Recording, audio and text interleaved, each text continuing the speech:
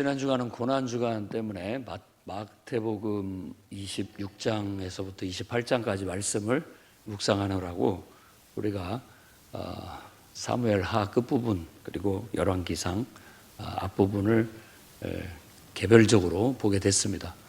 압살롬이 죽고 난 뒤에 다윗 왕은 다시 왕궁으로 복귀하여서 처벌할 사람들을 처벌하고 또 블레셋의 거인족들을 다시 한번 누르고 이제 그가 나라를 재정비하면서 끝이 나게 됩니다. 그리고 이제 열왕기상 1, 2장은 다윗 왕이 나이 많아가지고 늙게 되었고 그의 40년 동안의 통치가 마무리되면서 후계자의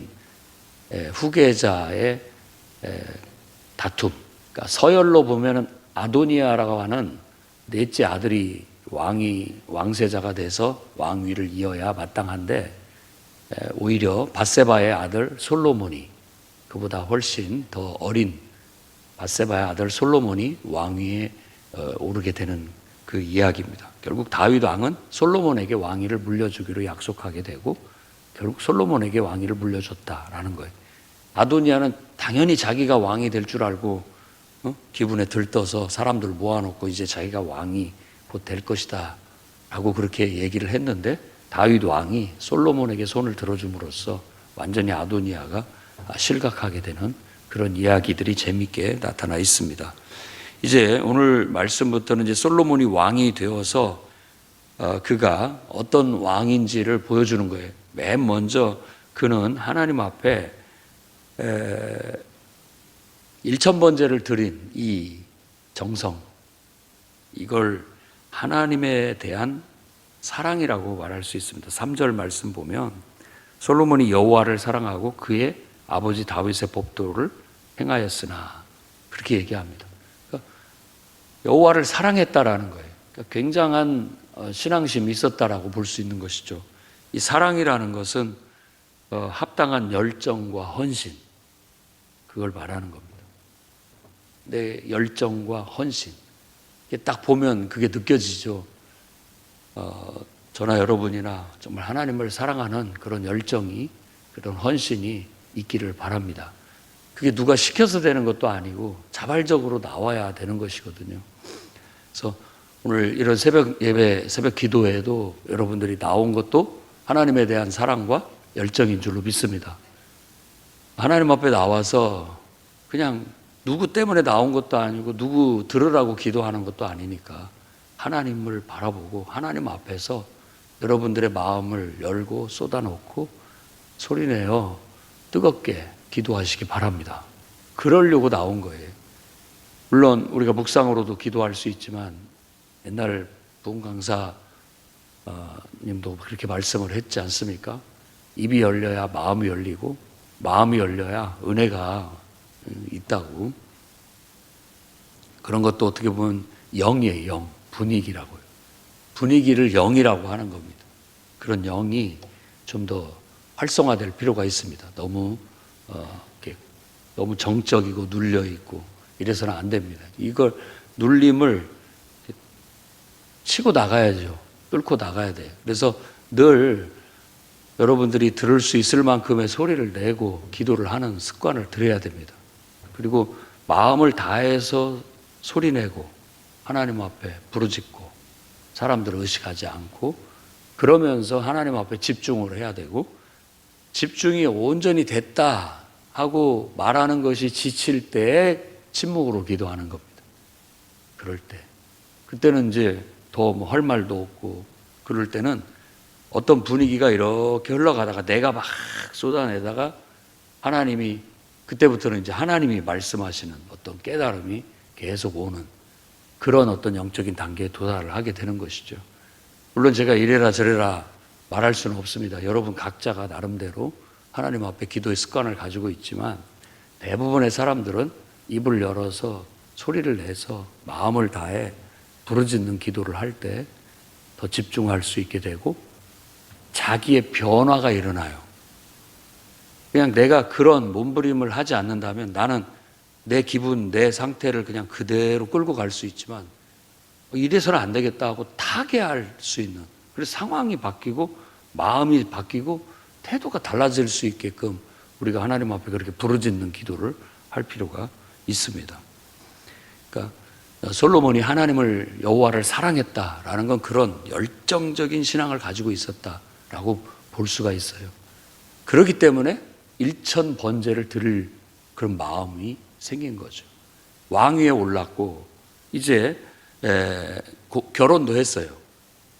결혼도 했고 그 다음에 이제 성전도, 자기 왕궁도 짓고 있고, 이제 성전도 지어야 될 거고, 왕궁도 짓고 있고, 그런 와중에 하나님 앞에 내가 예배를 드려야 되겠다라는 그런 마음이 생기게 됐고, 기브온 산당에 가서, 성전이 없었으니까, 예루살렘에 성전이 없었고, 예루살렘에는 하나님의 여호와의 법궤를 모시는 다윗의 장막만 있었어요.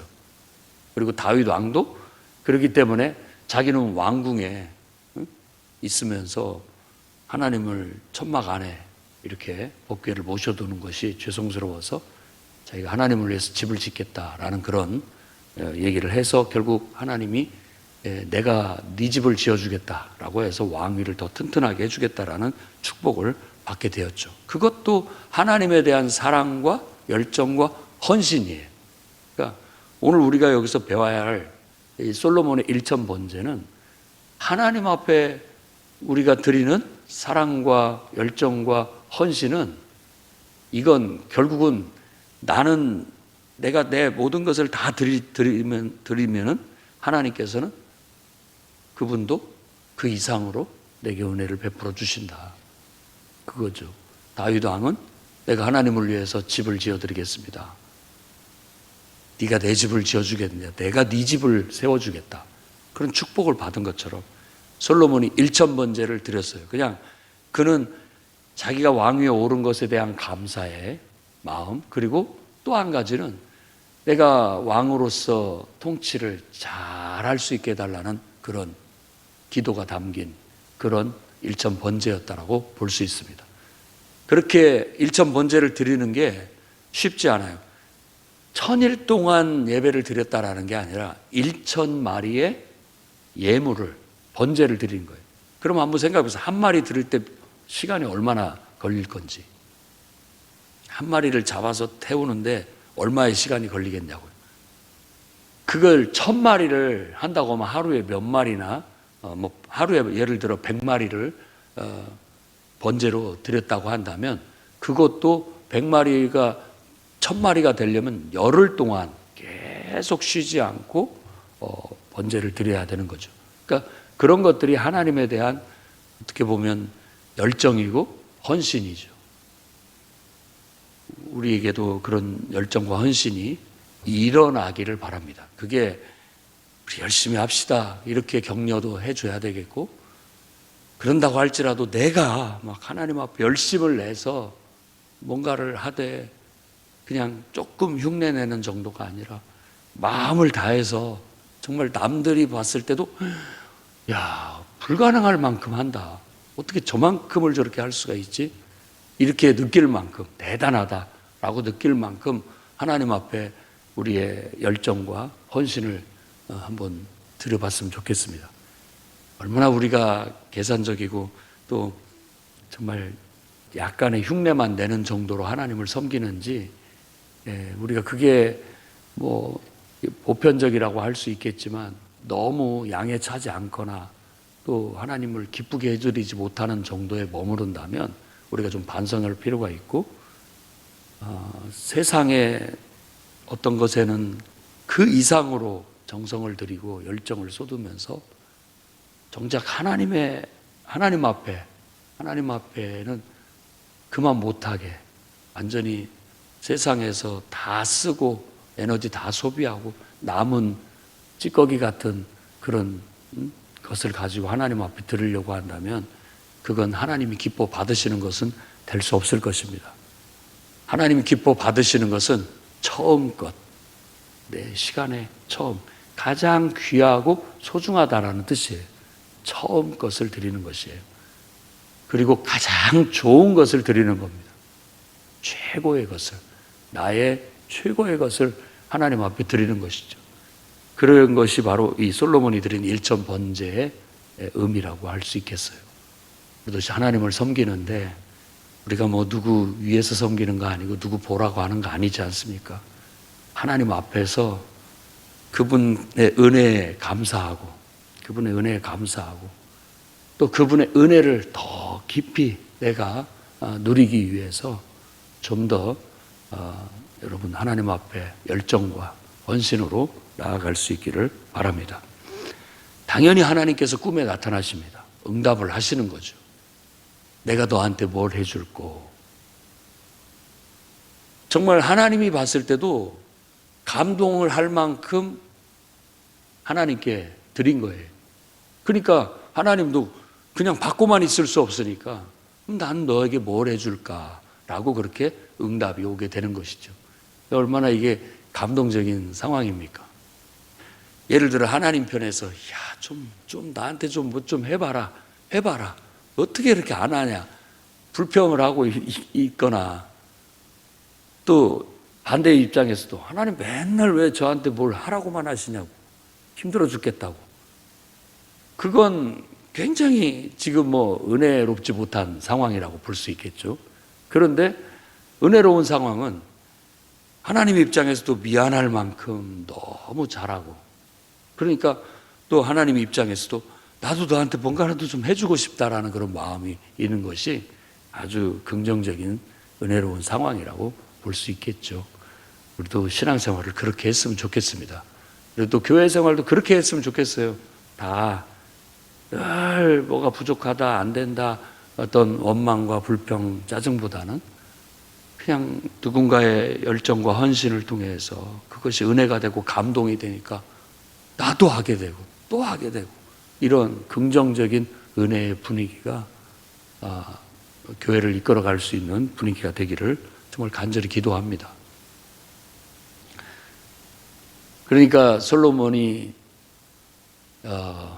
하나님께 구하는 건 다른 게 아니었어요. 내가 이제 왕이 됐는데 왕으로서 백성들을, 이 많은 백성들을 잘 다스릴 수 있는 지혜가 필요합니다. 정말 진지하게 그는 그걸로 고민을 했던 것 같아요.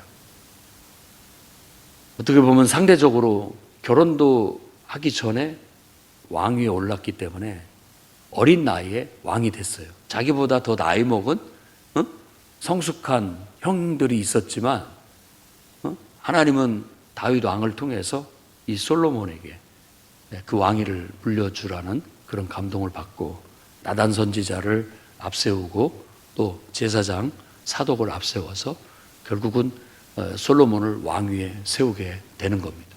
어린 나이에 왕이 된 이 솔로몬은 신앙이 아주 좋고 투철한 하나님 앞에 신앙심이 뜨거운 그런 아이였기에 하나님 앞에 예배의 열정을 보이고 하나님 앞에 자기가 왕으로서 이 나라를 하나님 뜻대로 좀 잘 통치할 수 있는 지혜를 달라고 그렇게 구하는 겁니다. 그러니까 모든 지도자들은 그래야 됩니다. 하나님 앞에 임명을 받았을 때, 어떤 직분을 맡았을 때 하나님 앞에 이와 같은 열정과 헌신을 통해서 주님, 나 자신을 주님께 드리오니 이 직분을 잘 감당할 수 있도록 능력을 달라고, 지혜를 달라고, 힘을 달라고. 늘 그래서 하나님이 공급하시는 힘으로 그 일을 하려고 해야지 내 알량한 내 힘과 내 능력으로 하려고 하면 금방 지칩니다. 금방 지치고 그게 항상 부족함을 느낍니다. 그래서 늘 기도하면서 하나님이 주시는 지혜와 능력으로 사명을 감당해 나가야 되는 거예요. 그러면 오늘 어제 그 두 여인들처럼 됩니다. 천사가 나타나고 하나님의 생각지 않은 도움이 일어나요. 하나님의 은혜가 주어지게 되면서 비로소 우리가 노력하는 것에 플러스 하나님의 은혜가 더해짐으로써 정말 감동적인 그리고 하나님의 능력이 나타나는 역사가 일어나게 되는 거예요. 우리 안에 그런 감정이 많았으면 좋겠습니다. 결국 하나님도 또 그 말에도 감동을 해요. 네가 다른 것들을 구하지 않고, 예를 든다면 부귀를 구하거나 혹은 또 나를 괴롭히는 원수들, 불안한 원수들을 제거해달라고 구하는 것도 아니고, 이 백성들을 사랑해서 백성들을 잘 지혜롭게 다스릴 수 있는 그런 능력을 구하니 참 됨됨이가 됐다. 내가 너에게 구하지 않은 부귀와 영광도 주겠다라고 그렇게 응답을 해주시는 거예요. 그렇게 듣고 기분이 좋아서 딱 깨니까는 그게 꿈이었던 거예요. 그래서 다시 예루살렘으로 돌아가서 다 궁에 있는 사람 하나님 앞에 예루살렘으로 돌아가서 먼저 여호와의 언약궤 앞에 가서 번제와 감사 예물을 드리고 사람들을 불러서 잔치했다라고 그렇게 얘기를 하고 있습니다. 은혜를 받으면 잔치할 일들이 생깁니다. 아멘. 네, 하나님이 역사하시고 하나님이 응답하시고 하나님께서 우리에게 정말 은혜를 베풀고 능력을 베풀고 역사하시면 우리가 기쁘기 때문에, 감사하기 때문에 자꾸 대접하게 되고 잔치하게 되고, 또 하나님의 은혜를 베푸니까 또 하나님 앞에 감사하게 되고, 감사하니까 또 하나님은 더 큰 은혜를 주시고, 이게 바로 선순환이죠. 은혜의 선순환. 여러분이 만일 자꾸 악순환에 허덕이고 있다면 빨리 브레이크를 거시고 멈춰서서 방향을 바꿔야 됩니다. 은혜의 선순환으로. 은혜가 되니까 더 하나님 앞에 헌신과 열정을 드리게 되고, 또 열정과 헌신을 드리니까 또 은혜가 더 오게 되고, 이래서 늘 잔치할 일들이 저와 여러분에게 넘쳐났으면 좋겠습니다. 그리고 이제 그가 얼마나 지혜로운지에 대한 한 신뢰가 나타나는데, 창기가 똑같이 낳은 아들을 가지고 어쩌다 보니까 이제 뭐 술에 취해서인지 어쩐지 어린 아이에게 잘못 누워서 아이가 죽게 됩니다. 그러니까 아이를 깔아뭉개게 된 거죠. 그래서 결국은 아이가 아마 질식해서 죽었던 것 같아요. 그러니까는 그걸 모면하기 위해서 똑같이 아이 낳은 여인에게 가서 아기를 바꾼 거예요. 산에.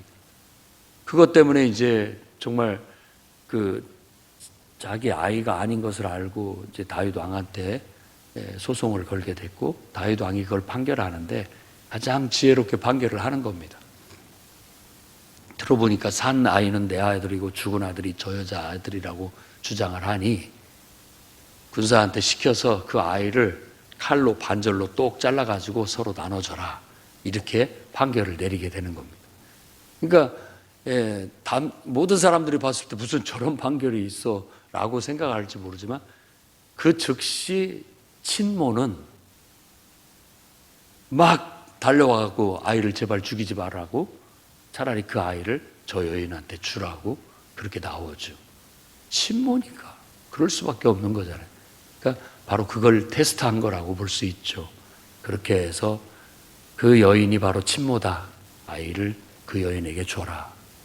진짜 자기가 낳았기에 그 자식에 대해서 잘 알고 있을 뿐만 아니라, 또 설령 자기가 친모로서 돌보지 못하다 할지라도 아이가 죽는 걸 두고 볼 수는 없었기에 그 여인에게라도 줘서 살리려고 하는 게 그런 친모의 마음이라는 걸 드러내고 있는 것이죠. 그렇게 해서 다윗 왕은 이 하나의 판결로 인해서 나라에 소문이 쫙 퍼진 거예요. 야, 이런 왕이 어디 있느냐? 굉장히 지혜롭다. 그래서 지혜로운 왕의 대명사가 되게 되는 겁니다. 여러분들도 정말 하나님 앞에 주의 일을 잘하고, 또 여러분에게 주어진 일들을 정말 하나님이 주신 지혜와 능력으로 잘해서, 야, 세상에 이렇게 똑똑하고 이렇게 잘하는 사람이 또 있을까 할 만큼 칭찬이 자자하고 소문난 그런 사람, 또 그런 여러분 일꾼, 또 그런 사업가 다 되시기를 주의 이름으로 축원합니다. 기도하겠습니다. 거룩하신 주님, 우리 안에 하나님의 지혜와 능력이 임하여 그 능력으로 주의 일을 감당하고 우리에게 주어진 인생에 맡겨진 일들을 감당해 나아가게 하셔서 하나님께 영광이 되고 또 뭇 사람들에게 인정받는 그런 축복이 따르게 하여 주시옵소서. 아버지 하나님, 불신의 악순환을 끊어주시고 우리 안에 하나님의 은혜가 모든 일들을 움직이고 시작하여 더 열정과 헌신으로 주님을 섬기게 하고, 그로 인하여 감동하신 하나님께서 더 큰 은혜와 축복을 베풀어 주시는 그 은혜의 선순환이 이루어지게 해주셔서 정말 하나님께 영광되고 감동이 느껴지고 하나님의 능력이 느껴지는 그런 삶을 살게 해 주시옵소서. 예수님 이름으로 기도드립니다.